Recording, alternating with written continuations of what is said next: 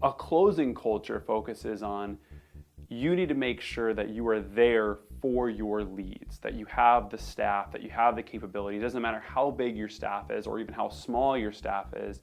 You need to make sure that you are present, and when they have questions, you're answering those questions. So a closing culture puts leads and potential customers above business operations at all times. This can kind of show itself in the day-to-day with meetings. Meetings, I think, are the perfect example of this. Most meetings, if we look at them, really how much are we actually accomplishing during that meeting? If we were at the end of the time, we were say, okay, how much did we just accomplish in this meeting? Most of the time we would say, everyone kind of knows what they're supposed to be doing now, but they kind of already did going into the meeting. So it's really just everyone kind of knows where everyone is, but everyone could have done that with an email or something like that. That's probably what most meetings could be summarized by. However, a lot of times salespeople in particular will find themselves in meetings, internal meetings, while leads are coming in, and they won't respond to those leads until it's convenient for them. They'll either schedule blocks like their lead follow-up period, where even though leads have been coming in and asking questions, they'll say, well, I'm gonna respond to leads between 3 and 5 p.m. Well, that's what's convenient for you. It may not at all be what's convenient for the lead. In fact, if you really think about it, the most convenient time to follow up with a lead is the second they submitted that question. Why?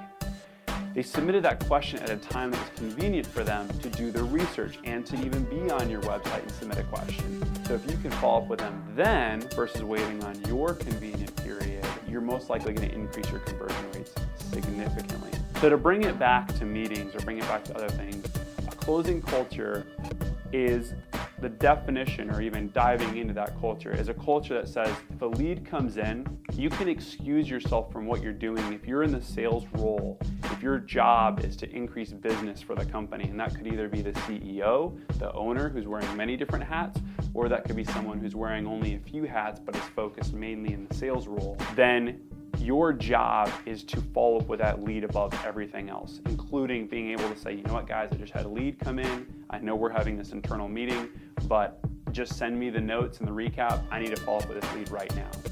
Okay, so a summary of what a closing culture is culture that focuses on new opportunities, new leads, new business above existing. Now, does that mean you treat your clients like crap? Of course not. Does that mean you blow off clients all the time? Well, of course not.